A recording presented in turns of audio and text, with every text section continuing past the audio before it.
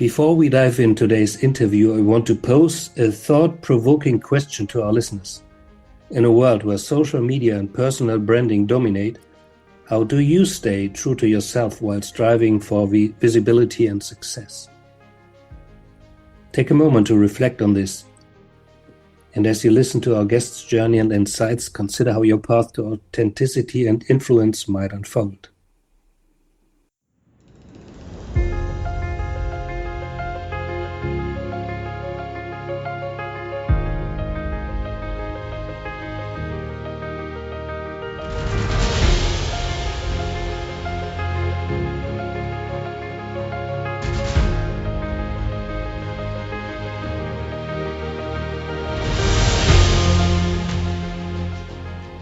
Welcome back to another Gateway episode of the Find Yourself podcast, where we delve into the journeys of extraordinary individuals who have overcome significant life obstacles to lead fulfilling and impactful lives.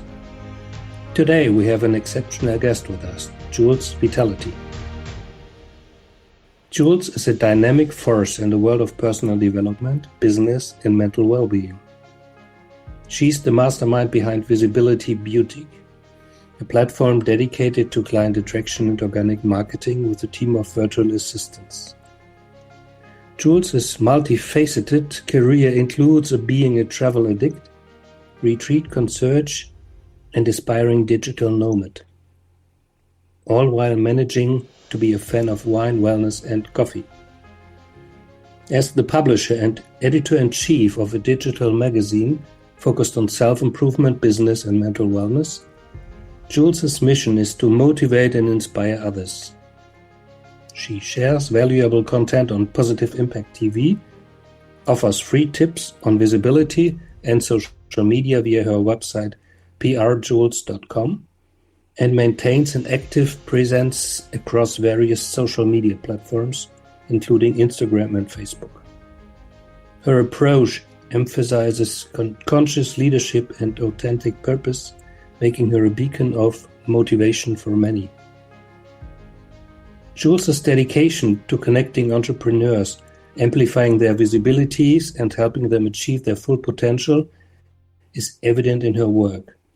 From her videos and podcasts to her Substack publications, she provides actionable insights and strategies for personal and professional growth. In today's episode, Julz will share her expertise on visibility, attraction marketing, and the digital nomad lifestyle. Her wisdom and guidance will inspire you to step into your fullest potential and let your light shine brightly in today's competitive landscape. So, Julz, welcome to the show. Thank you so much, Bart. This was a tearjerker introduction. I couldn't tell you. You definitely did your research, and I was like, wow. I would like to get to know this girl. Who is she? Yeah. Well, I hope I live up to that intro. Thanks. Yes, I'm sure you will do. And as English is my second language, I need to prepare for the interviews. So that's what I do. You did amazing. Better than I could ever describe myself. Julz, it's our pleasure. So let's see where today's podcast episode will take us with our conversation. First of all, can you share the story of how you transitioned from feeling invisible to becoming an authentic and influential figure in the world of business and personal development?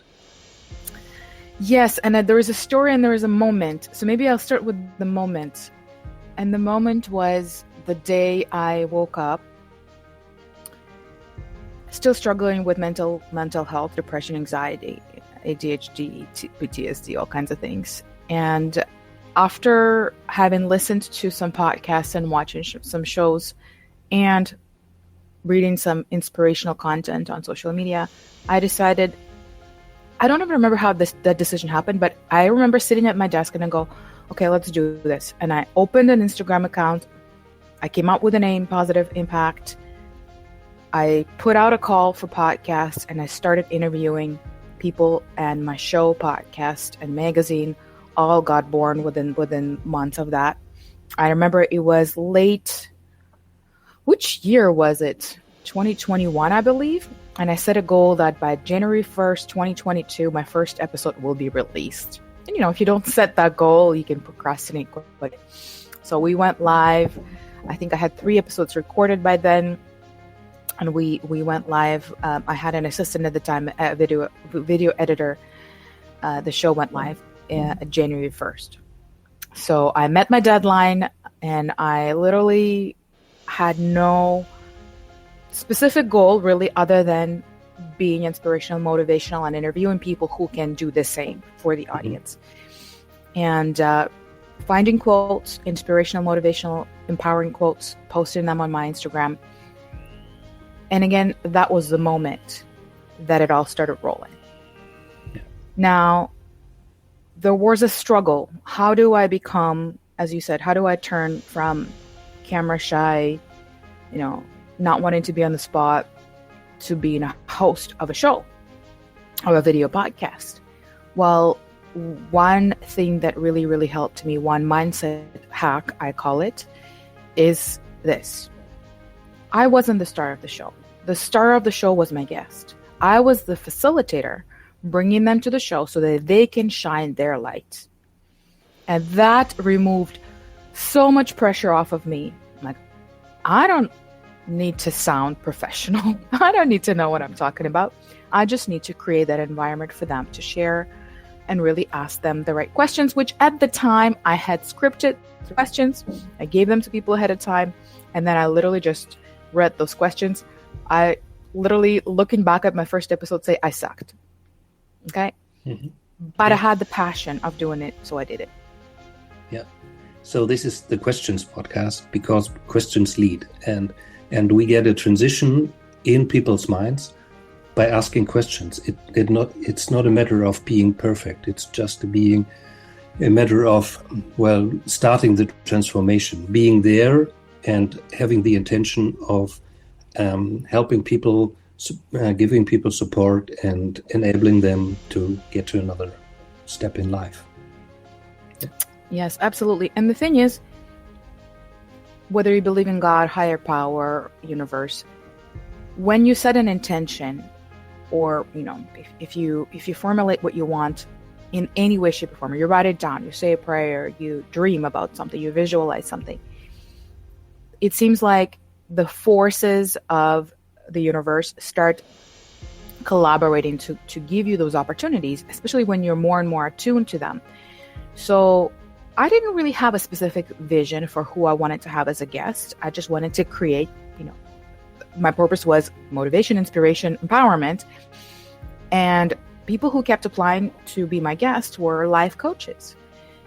So every session, every interview was a life coaching session for me, because the universe was healing me. So a few months down the road, I feel like I got more from that than from any therapy I've ever taken and any personal development I've ever taken, because these people sharing their stories that had a lot of parallels with mine were providing tools and tips and strategies, not only to myself, but also to my audience, and were healing me. And I noticed as I was healing, the people who were showing up on my show were different. They were more about business, growing audiences, growing influence. So I started learning more about that and branding and business. Mind you, I was studying that behind the scenes anyways. So my show had a transition from very personal development, mental health oriented, to then more toward, okay, so how do we then, as life coaches, as motivators, and people who are impacting others in their personal development journey, how do we position them to be able to reach more audiences? So my mission of spotlighting them, I wanted to make it bigger. How do we now reach bigger audiences? How do we grow my business and their businesses? How do we position them to be more visible and more impactful? So one thing led to the next. And there we go. Now my main specialty is visibility and organic marketing, which basically helps people in the wellness and coaching space and other people who are on the mission of creating positive impact to build their businesses. So not only do I invite them to my platforms now, but I also go behind the scenes and go, okay, let's just look at your business, because just showing up and speaking or being a guest on the podcast even though an important step may not be sufficient. So let's look at your brand overall. I understand the concept. Let's get more to Julz in person. So what about your motivation and inspiration? What drives your passion for helping others, achieving visibility and success, and how do you maintain your motivation and energy? Great question, and it's loaded because I think a lot of it starts with our routines as a maintenance tool. But in the beginning, understanding what, like the question is, what drives you, what motivates you? That is actually a result, an ever-changing result, really, of a journey of personal development. So as I was hitting roadblocks and obstacles and hitting the rock bottom often, going through therapy, personal development, understanding why is this happening to me, right? Understanding what is inside of my head that I'm attracting these things, right? Learning to take responsibility of your thought process, becoming more conscious, and becoming a more conscious individual and waking up, really, and in a way I use a phrase, exiting the matrix, because when we're constantly being programmed by society and we give up and live floating in that river, we are less and less conscious of who we are, what our purpose is, what are we here for, what do we actually even enjoy. We forget all of that because we're told. Yeah, we lose ourselves. Exactly. So as we hit these roadblocks, and now in a way I even welcome these, let's just generalize them as trauma, okay? Unforeseen events that kind of, take the carpet from under your feet and you feel completely disoriented. I always use it as an opportunity to look deep within and grow, because only then you discover what you stand for, what matters to you, what are your values, what tickles your fancy, what rocks your boat, whatever you want to say, like what is the juice of life for you, or in this case for me. And when I realized that the veil is lifted, and I was living majority of my life way too long behind the veil, floating on this river, you automatically want to help others lift their veil, become more conscious, right? So I think a lot of my motivation and empowerment comes from waking people up to reality, but the reality, not the sad reality, but the happy reality, because there's enough of sad reality. Just turn on the news, read the newspapers, right? But that is not the reality. That is what they want us to believe. That is the matrix, right? But there is a lot of joy. There is an opportunity to be happier, more fulfilled and aligned as an individual, regardless of the outside world and people around you and events that happen around you. It all really starts with you and your connection with you and understanding who you are. That's the authenticity, the core of authenticity. So not only do I constantly make it a mission to measure how am I doing, am I aligned, or like I've gotten to the point where if I feel kind of yucky, I know something's off, and I know I need to step back and do some work, some digging, right? And I help people, and I love how you positioned questioning, because often you need to just come up with the right question for the person to kind of go, like wake up, like start waking up, right? Questions wake people up, right? Instead of being passive and just listening to TV, watching movies, consuming content, when somebody asks them a question, they go deep in and go, oh, what I have to dig in and think about what I actually feel about this. Like it turns from being passive to being active. Yeah, it's a click. Yeah, it's a click. So that really what motivates me is a mission of waking people up, because once I've woken up, it's like being on the other side of the mountain or on the other side of the fence. There's lots of movies made about even the Matrix, the popular one. There's also an episode of Black Mirror where there was a reality that a couple escaped and they were climbing the wall. And as they're climbing the wall, they realized it was a 3D reality, wasn't really real. And then they on the other side of the wall was the real world. So bringing individuals to understanding that what they're told to believe, even about themselves, isn't always who they really are. I think that, and I really derive joy at that. And I'm often asked, why aren't you a life coach, Julz? And even though I like motivate and inspire people, I don't really feel like counseling them on how to, fix certain things in their life is my mission. That's why I have so many experts in my network I can refer people to for that. But the first step of building awareness and driving them to a more conscious place and showing them that there are tools and ways to improve your life, mindset, relationships, careers, businesses. It is possible. So basically showing people that there is a light at the end of the tunnel. Yeah.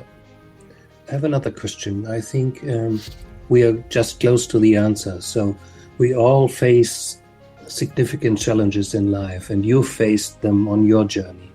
So how did you overcome them?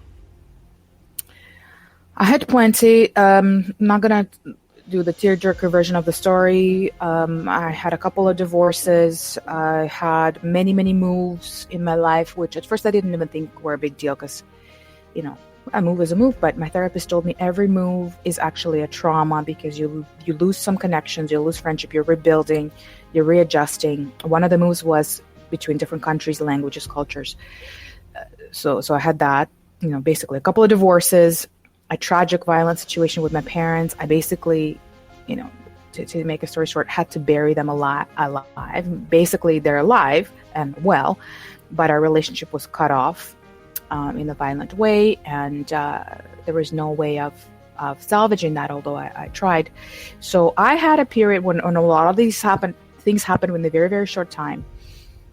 I had to figure, like, I couldn't cope. My mind literally shut off. I had memory loss. I was staring at the screen, not knowing what I was doing, and always being a multitasker, high performer. I realized I wasn't being like I couldn't function.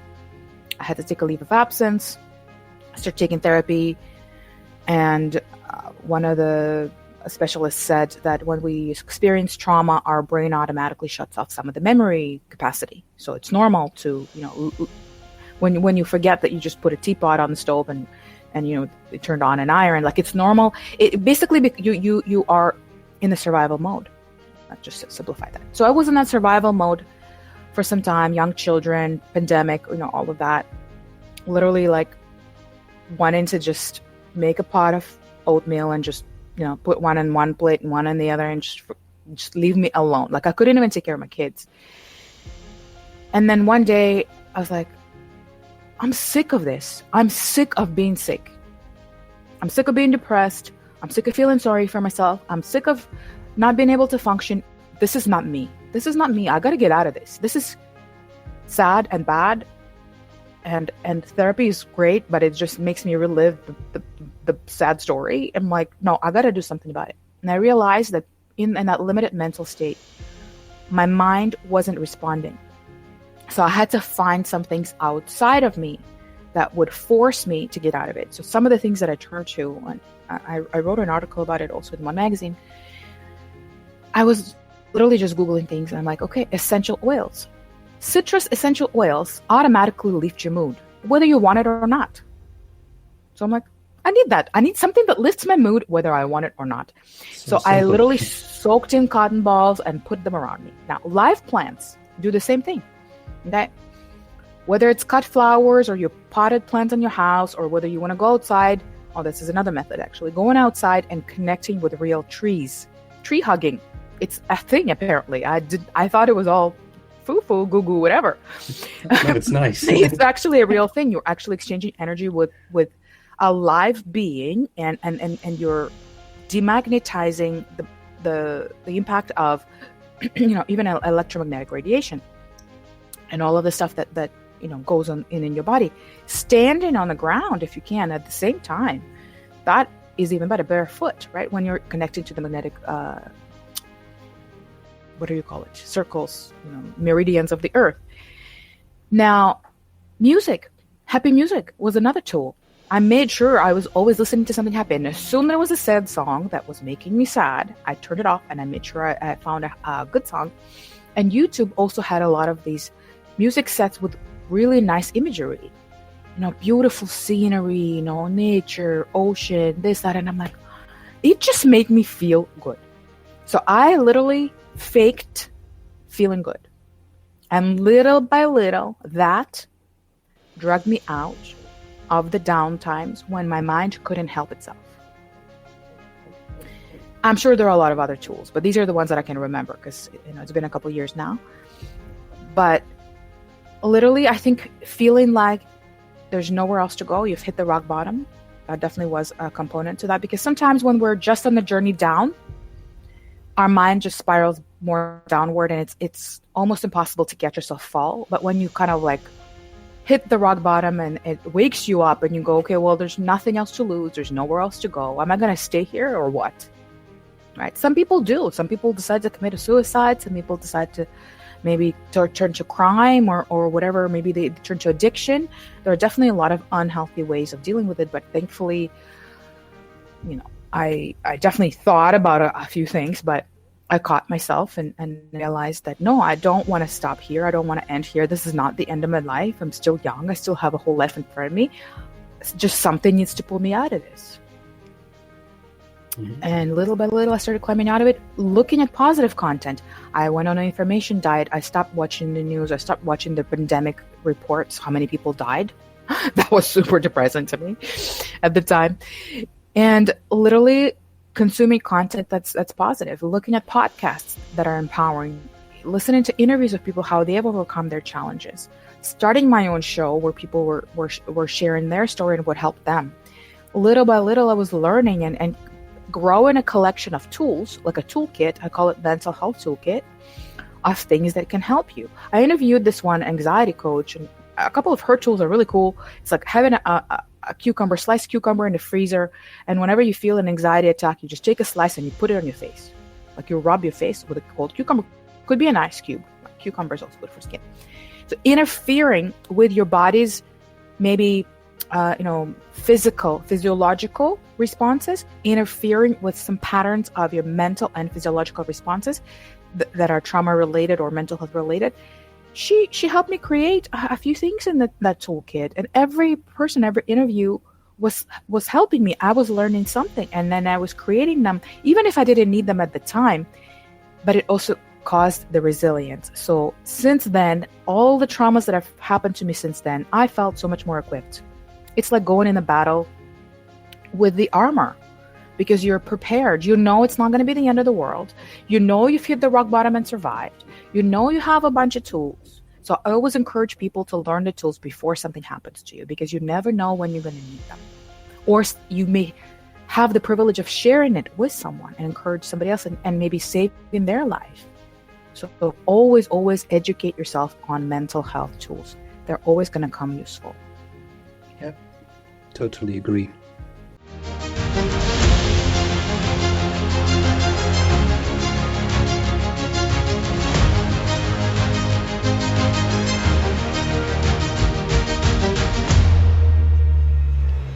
You told about your family background. Let's focus on a positive aspect of this. So you told me about your new grandmother. How did she shape your personality and professional path?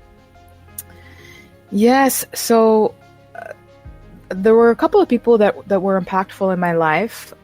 This grandma, or mommy, I call her mommy just so that she doesn't feel old. She's actually, I'd say she's probably my mommy. She has one of her youngest kids is my age, so she's my mommy. She calls herself grandma with an encouraging nod, just because she's also grandma. She has a bunch of grandkids, but for me, she's my mommy. So she was a client of mine. She came into my Business Accelerator membership to learn how to run her business and her podcast. And we just clicked. And we decided to have a call outside of the system of coaching, and just chat. And little by little, we started connecting. She has 3 sons. She never had a daughter. I told her the story of my parents, and she offered me to be my adopted mother, and I accepted. And we've helped each other through quite a bit. We just did an event together, and she was off camera. She was getting a coffee or something, and I introduced Jill, and I said she helped me through a lot, and Now she comes back, and the host gives her the mic and says, "Well, you want to introduce yourself, because Julz just did your introduction." And she goes, "Yes, Julz helped me so much through this time." And they're like, "Oh my goodness, Julz just said the same thing about you." So I guess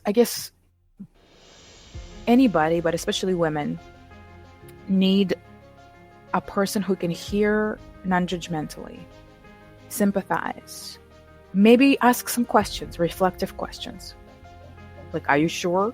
Or like, what's your heart telling you? What would be the right decision to make, right? Instead of giving you the solution. Whereas a man sometimes would just say, well, this is the solution, right? Or why don't you just do this? Or just, just stick to whatever, right? A woman understands. So I think having that person in my life, whether it's business or personal life related, even when we're distance apart, we're never actually met in person, I think that is precious, because I have made many moves and lost many friends and many connections. And everybody needs a rock. I say no man is an island. We're not meant to be loners. You know the movie, right? Willis. What's it called, Willis?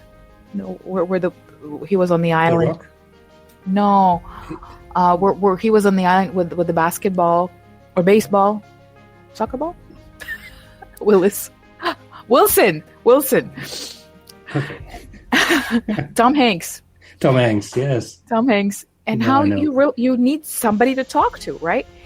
And yes, I speak, I train audiences, I have clients, and I'm always on calls, but having somebody who can be your friend, non-judgmentally support and offer their life experience to help you reflect on whether you're making the right decision, that is definitely priceless.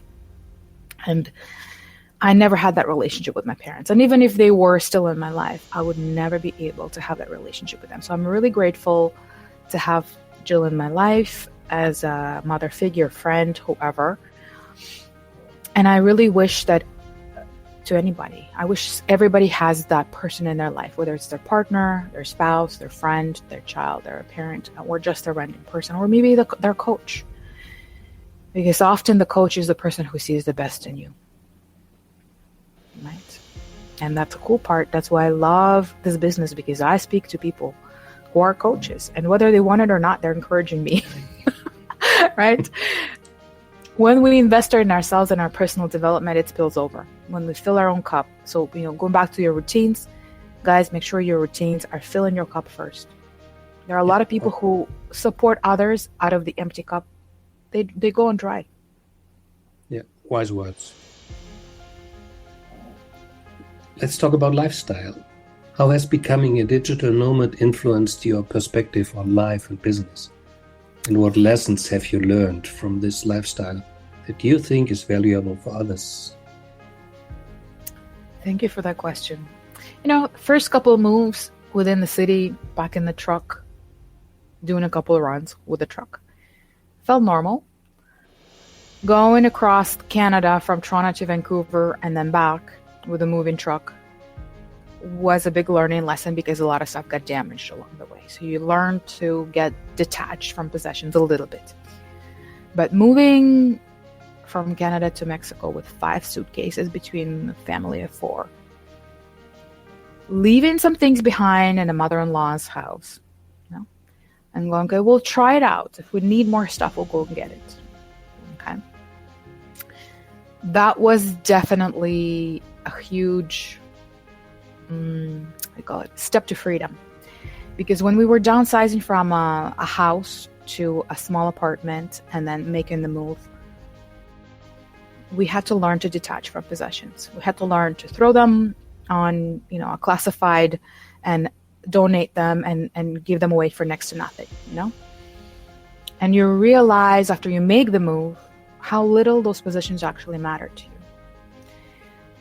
Then fast forward a few years, or maybe a couple years, I'm now traveling with a backpack. Okay, I learned to roll my clothes into these little packing box cubes, they call it, right? And the 2 of them fit into my backpack. And my last few travels, 2 of them being 45 days in Europe, some of them being South America, I made it with the backpack. First of all, it saves you a lot of money, because when you buy a ticket, often luggage is not included, and the luggage often is triple the price, especially in Europe, right? You get a 25 euro flight and $100 for luggage, 100 euros for luggage. So it definitely helps you cover more destinations. Let's put it this way. But it also teaches you that you can do with less. You can literally do with almost nothing. You can maybe have a couple of changes of clothes that you can wash overnight that can dry, and you can be okay. And everybody who wonders, and then I show them and then I prove it to them, and then they try it, they're like, wow, this is so liberating, right? So I guess what it teaches you is, first of all, that everything is temporary, believe it or not.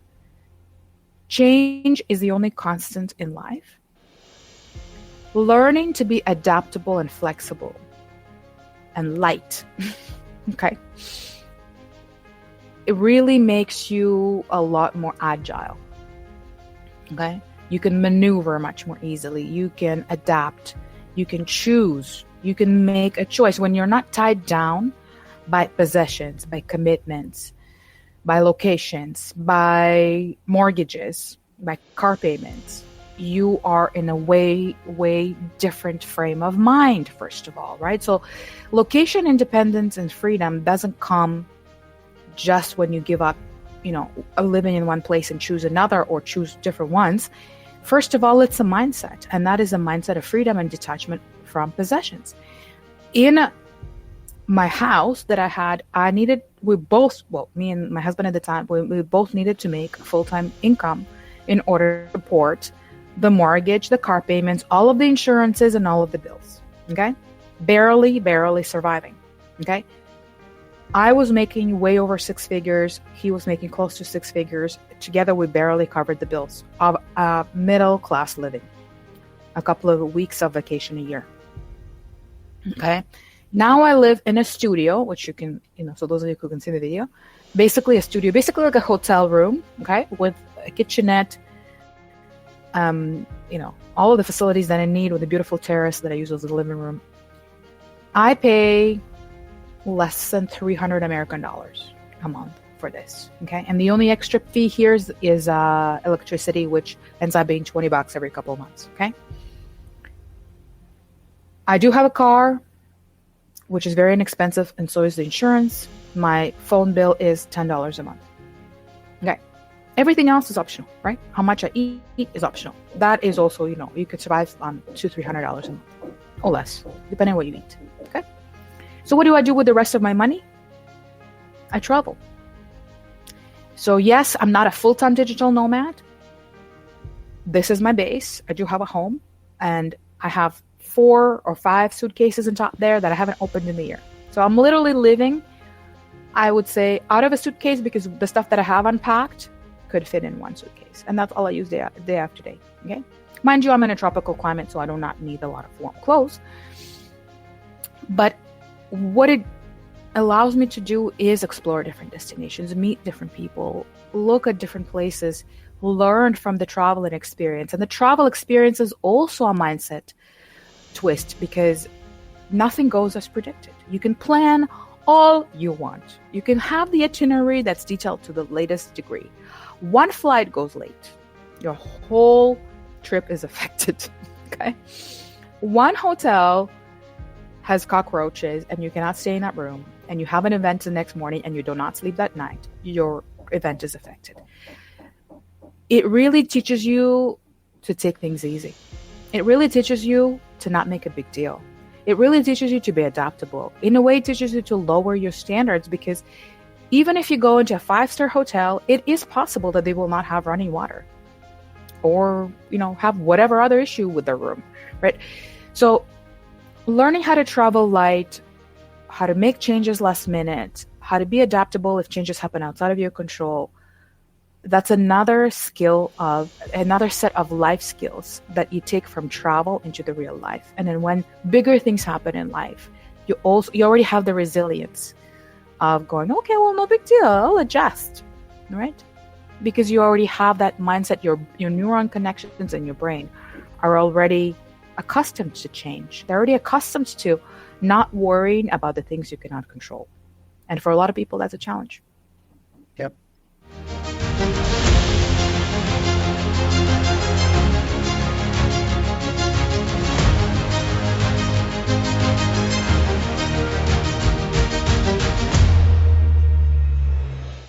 Well, let's talk business. So about client attraction strategies.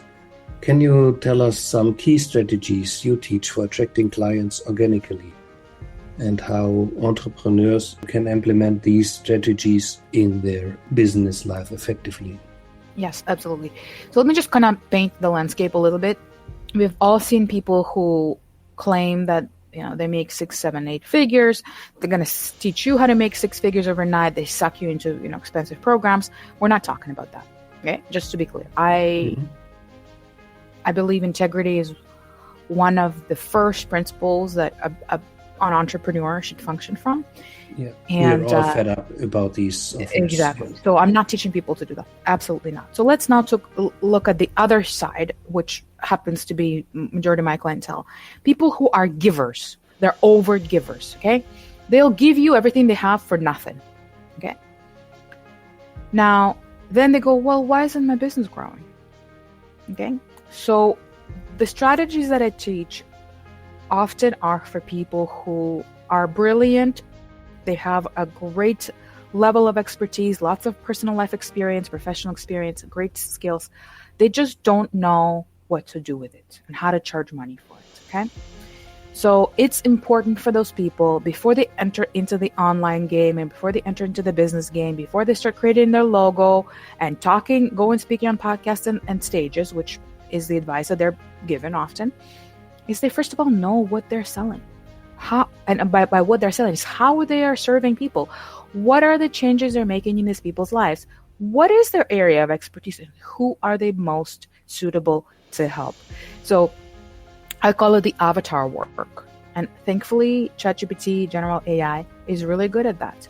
So I have these videos on my YouTube channel as well. How do we do this? We sit down and talk to not another individual, but your personal assistant, your AI, and you talk about everything you know how to do, who you want to be helping, what you want to be doing, and then you ask ChatGPT. And again, this is a shortcut, right? You can do that with another human being, a coach and whatnot. But if you haven't done this, you should definitely do this if you're listening. And then ask ChatGPT, who is my avatar? You'd be surprised. It will tell you the story. In my case, I gave her a name, Gina. Okay. She wakes up doing this. Then she worries about this. Then she goes to work and she thinks this. It's incredible how much insight you will get into the person you're serving. Okay. Then your assistant, ChatGPT or whoever, I call him Monty. I gave him a name. So I talk to him like an assistant, Monty. Monty tells me, for example, okay, you can have a coaching program. And it spells it out for you. It literally creates a coaching program for you. So those of you who are giving me an excuse, oh, I'm still working on my program, 3 seconds, okay? Challenge your Monty, or whatever you want to call him, to create whatever offer you want. If you don't want it to be a coaching program, if you want it to be a counseling approach, which I totally recommend in the beginning, because a coaching program sort of assumes that you've put some time and effort in designing it and developing it, whereas let's say a psychologist or a therapist can charge you per session, right?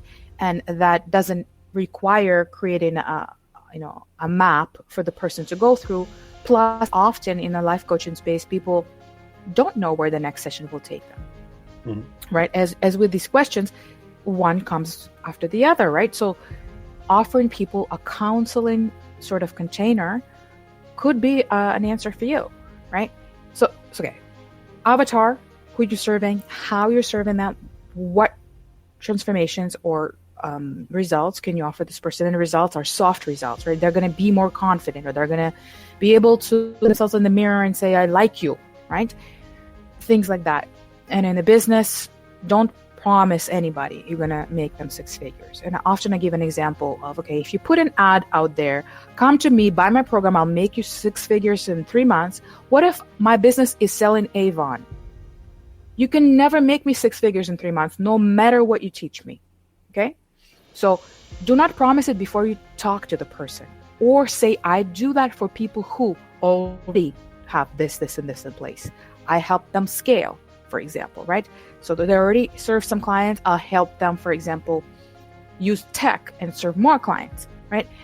So, and please do not buy from anybody who offers you those things. So many people came to me broke because they've spent thousands of dollars, tens, sometimes hundreds of thousands of dollars on these coaching programs that offer these things, and then they come back broke and they're nowhere further ahead. Okay. Yeah. Because maybe they were not ready for the scale. Like they were not ready for the tech. They needed to do this first. The avatar, what they stand for. Defining your own values. Your clients need to share your values, at least majority of them. If your clients do not value freedom, I'm a huge freedom lover. If my clients do not value freedom, if they value systems more and rules more than freedom, there may be a little bit of a mismatch. Although having a consult and getting a different perspective may be the way I would work with these people. Okay. So understanding yourself, personal development of yourself as a human being, as a business owner, reading, learning. I constantly listen to audiobooks. I take courses all the time. Lifelong learning philosophy, right? Obviously, I don't even want to talk about that. But it is important because when you show up online as a brand and you don't really know who you are and what you stand for, it shows. You look confused. And if you're confused, your people are going to be like, I don't know, right? You may attract some people that are also confused. Okay. So understand yourself, understand what are your strengths, embrace your strength, learn how to be confident about your value, how you can make a difference in somebody's life, and that is worth paying money for, that your skills are monetizable, and learn to be okay with selling. If you're not okay with selling, at least your first few sales, and then you can record how you do them and then pass them on to someone else. If you're not okay with selling, or at least offering people to work with you, there are different ways of selling. There are soft sales, invitations, you can create a course, whatever you want to do. There are different ways of selling. But if you do not believe you're worth paying money for, don't go in business. Get a job. Because you're going to be wasting money and not charging money, and that is not a business. That is a hobby. And there are a lot of people who enter the world of entrepreneurship thinking things will automatically happen for them, and they will not need to sell. They will not need to market. Guys, do you know of any store, let's say it's not on the main street. Let's say it's on a hidden little corner somewhere, okay? And let's say it sells Star Wars figurines, okay? Do you think they can rely on walk-in traffic to make a business?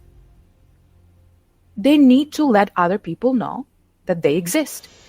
They need to find places where Star Wars fans hang out.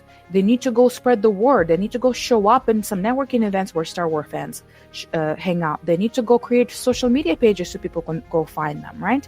They need to go create some content. They need to start driving people, building awareness, first of all, that they exist, okay?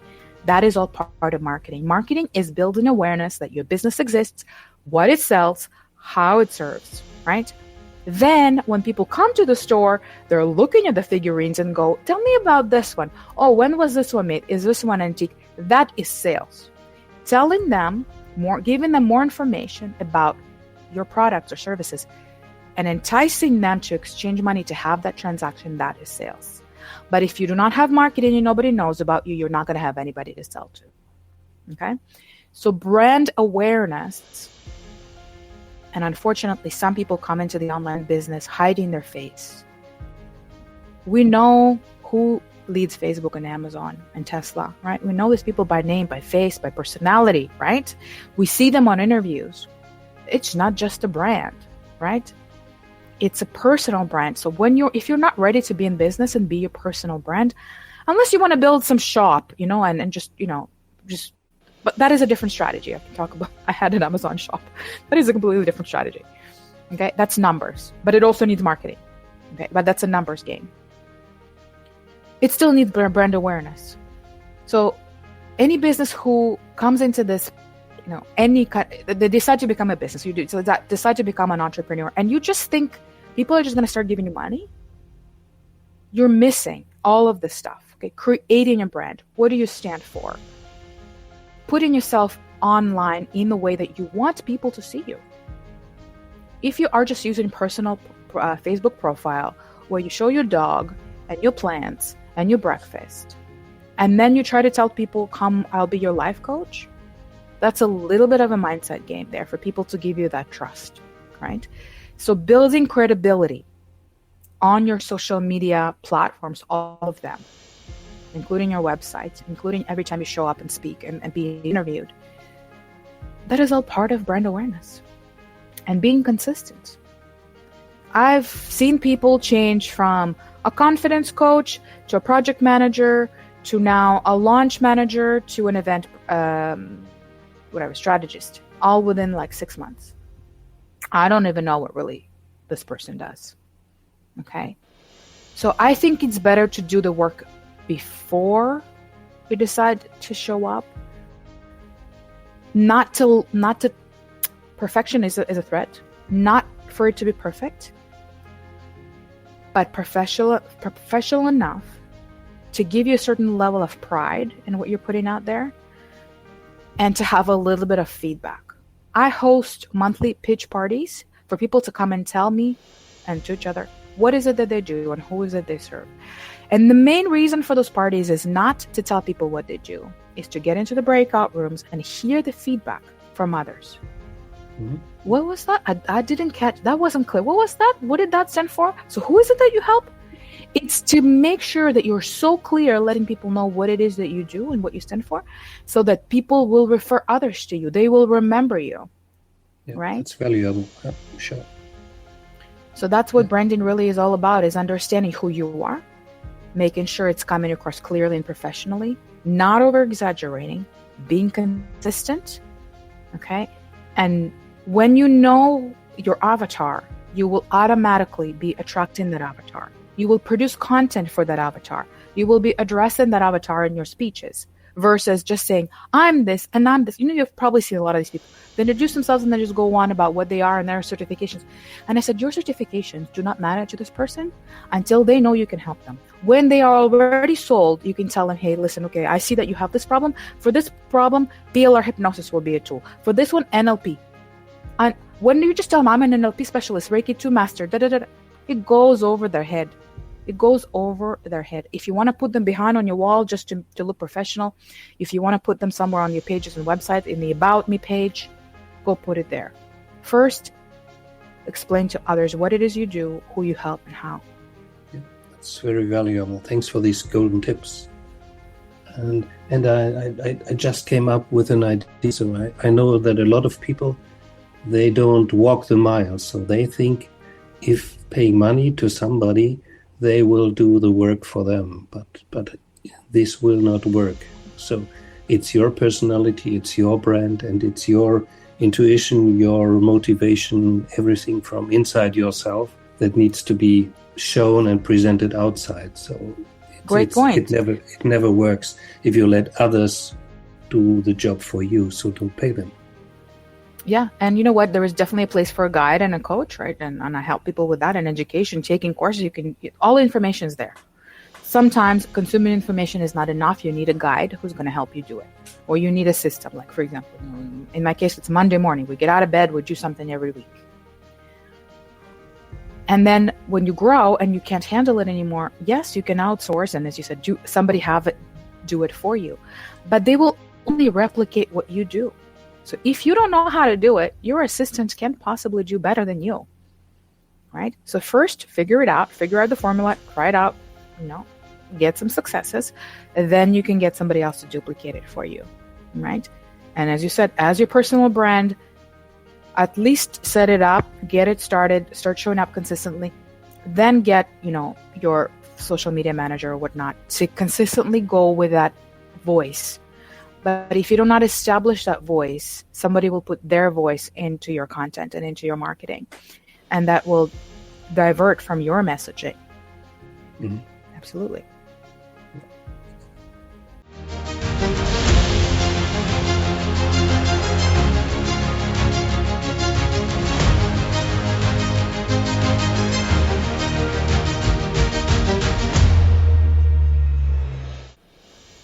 I need a break in some water. Yes, I always put a glass of water when I do any kind of talking. It definitely is a good idea. And if I may, while you're having a sip, I know a lot of people. I know this whole world of podcasting is sort of hot, right? And let me just kind of throw a couple of things there. First of all, well, two aspects, as a host and as a guest. Okay. As a guest, often people think they can grow their business just by going and being interviewed. Okay. And as a host, we somehow think that we're somehow going to be in business just by being a podcast host. So I wanted to just throw it in there that unless you have a business model around this, it's not to work on its own. A podcasting is really an expensive hobby. It takes time, tech, money, editing, mics, systems, right? We know, and marketing and time, right? A lot, right? So those of you who are guests, you need to understand that when you go on a show, you need to support your host. You need to support them at least with reciprocity and marketing that episode so that others can subscribe to the show and get more visibility and support the host. And as a host, you need to think about a few ways that you can possibly monetize that show. And there are many, and this episode is not for that, but I can definitely share them with you later, because it is really a visibility platform for other people to come and, if not share their story, share their business, right? And do you know of a magazine or a media outlet that is just going to put an ad for your business for free? Does Facebook run your ads for free? So why do podcast hosts, show hosts, give that opportunity to people absolutely for free and not asking for anything in return, right? There could be some additional ways of adding value. For example, one of the podcasters I know, she creates a gift vault, and people who have businesses, for them to contribute their gift to this gift vault, where all of the listeners are always invited to. Mm-hmm. So it has traffic, right? And their gift is right there. When people go grab a gift from episode 6, they go see all of the previous episode gifts, right? She charges people for that vault, right? It's not an obligatory fee. If you don't want to be put in the vault, don't go. But if you want to have that extra visibility and extra marketing, then that is available to you. So podcast hosts can be creative and can come out with monetizable upsells. Okay. Mm-hmm. And guests, please do not rely on people going and knocking on your door asking for your business if you just go and share your story. Okay. If you do not talk about your business, if you do not talk about your offer and a way for people to find you after that episode, they probably won't. Okay. They'll listen, go, thank you very much. And that will be the end of it. So those of you who are in business and are using podcasts as a visibility platform, make sure you have a call to action. Make sure you have a gift. Make sure you let people know where to find you, okay, and how you can help them. So success to all of you. And podcasting is an amazing world. We all love it, both sides of it. I love both sides of it. But if we are using it for business, let's just step up and be a little bit more brave about it. Yep.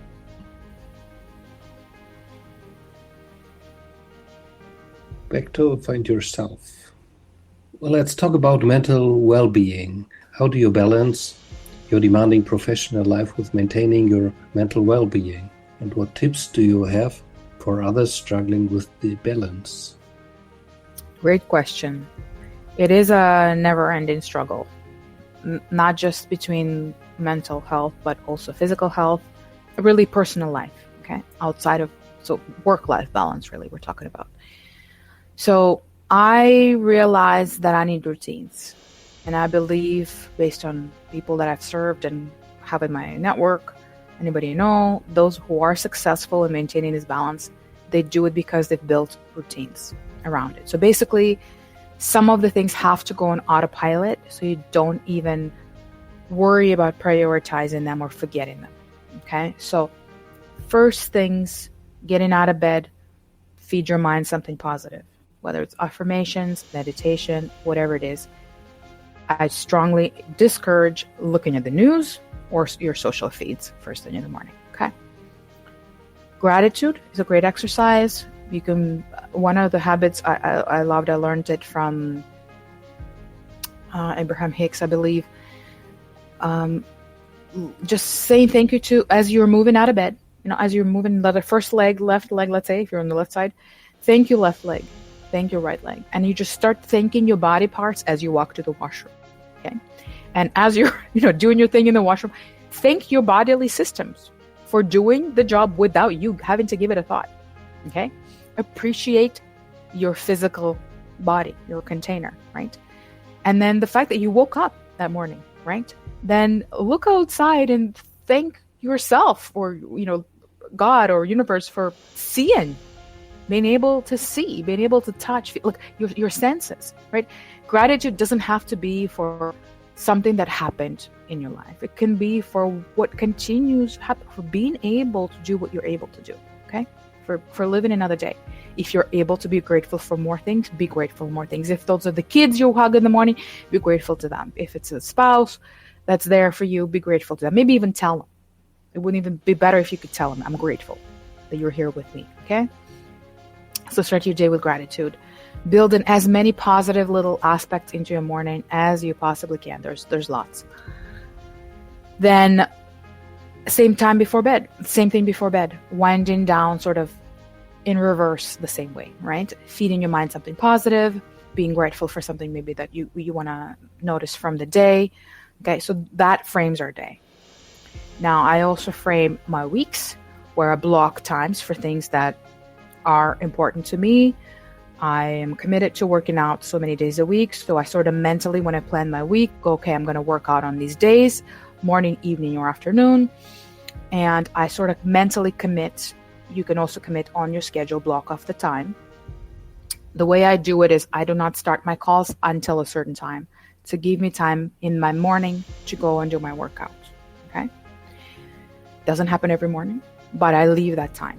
Okay. I used to, when I was in a corporate job, I used to reserve my lunches. Okay. So I would go and do a workout at lunch and then have a quick fresh snack at my desk. So I used that time and it really helped me because it broke up my day in half.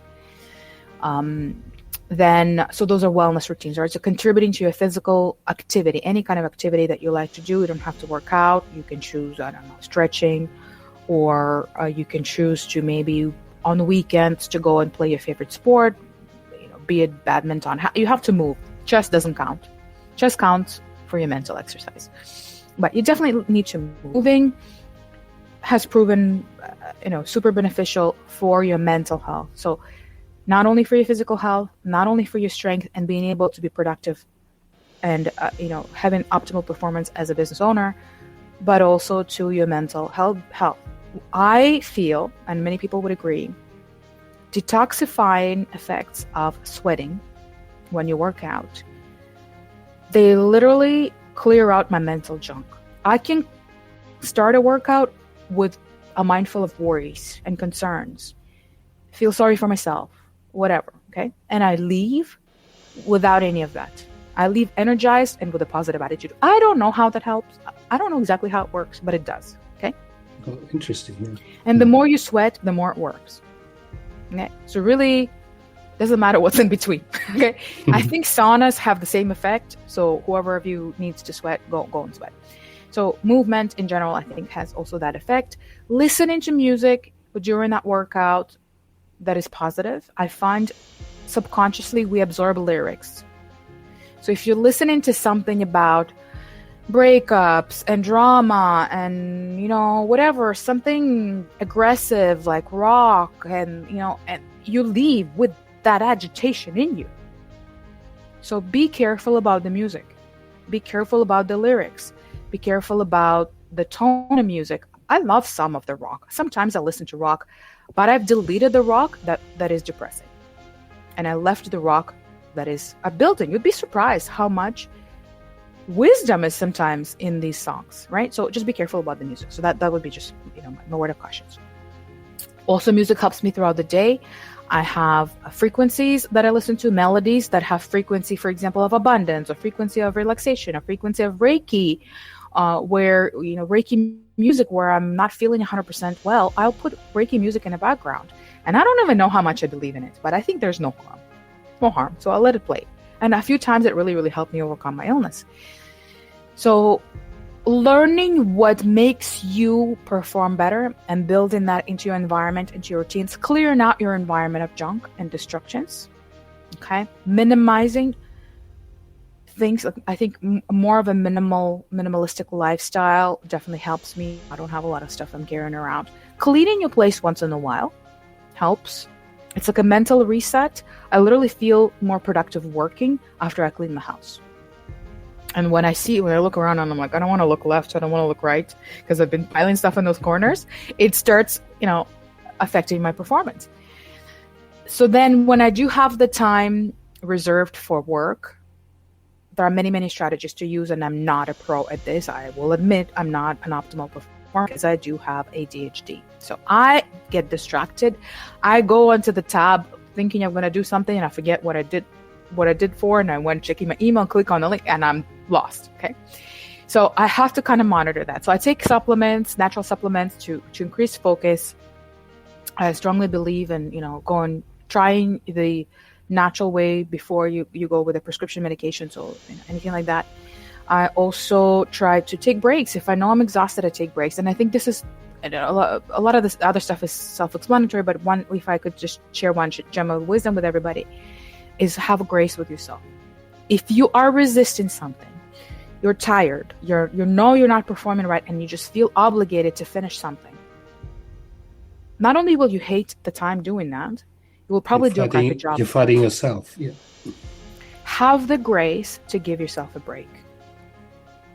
And so many people who I've shared this with, they felt so relieved to have that permission. Give yourself grace to not be perfect. Give yourself grace to not be productive.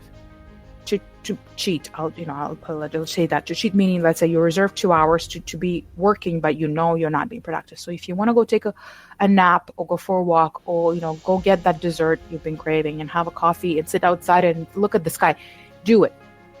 Take the other 2 hours from another time when you're productive and do it then. Or just write it off.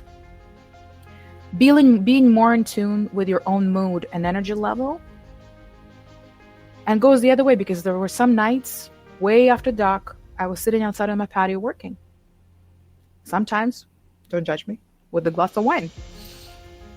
Because a glass of wine actually relaxes me, and my overactive brain goes, okay, I can focus on this one thing.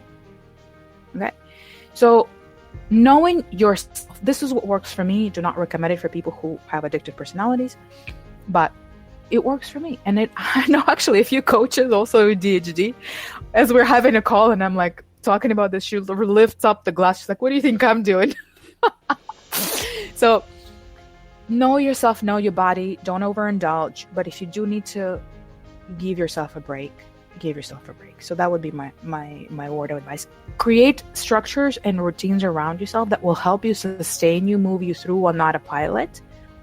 But when you can't do it, don't be too harsh on yourself. When you skip that workout, don't beat yourself up. When you went and had that extra dessert, go, you know what? Don't go into the guilt trip. Go, I enjoyed that so much. That was so good. I deserved that. Right? That's it. Yeah. Joy. Yeah, I think that's very helpful for the listeners. I have one last question to you. So look into the future. So looking ahead. What are your goals for your career and personal life, and how do you plan to continue making a positive impact on the world? You asked me this question in the period of my life where I'm going through a lot of, let's just say, mental transitions. I'm taking some courses to figure out what is it that I want to manifest. And a lot of new stuff is coming my way, which sometimes is a scary feeling, because it tells you got to give something up, because your plate is already full, so you can't possibly put anything new onto it. So I will be going through some revisions of my current book of work, services that I offer. I'm going to be removing the ones that are the least enjoyable for me and have the lowest ROI. And I will be moving into some things that create more joy and excitement for me, because literally I think that is a goal of everybody who's in business, is to be doing what we enjoy the most, right? Creating the most impact. And I feel like running events in person and online is one of my strengths, gives me the most joy, and I already do a lot of that.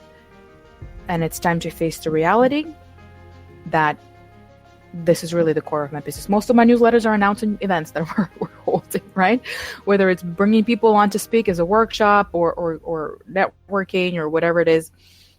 And I'm also going to be supporting people globally, people who are digital nomads, or are either location independent or looking to grow there, to meet people globally, not just online, but also we're going to be doing a lot of in-person events.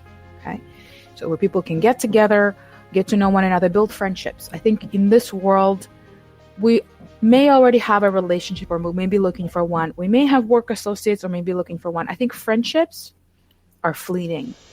And as I was talking in the beginning, where I feel the most impactful people in my life were friends, I think helping people find like-minded individuals across the globe, and hopefully one day locally as well. I think it is so important. And really, I just finished reading the book, 10 times are better than 2x, easier than 2x. 10x is easier than 2x. And their motto is, it's not how, it's the who. It's who, not how. Okay. So really, the who's in our life matter to us a lot more than the hows we ever learn.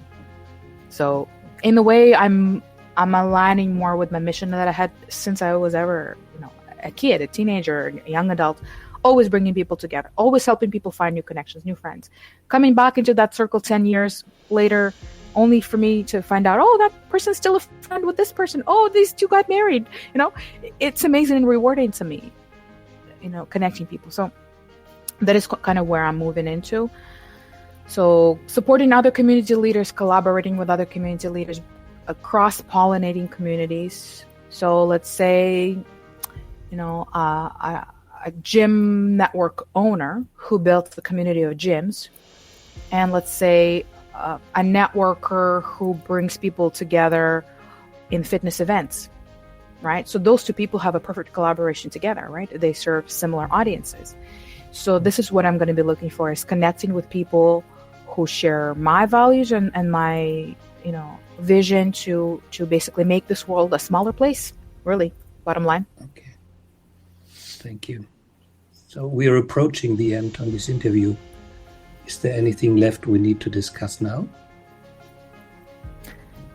I think we covered a lot of ground. I just hope everybody takes at least one lesson and tries to implement it. Yes, thank you.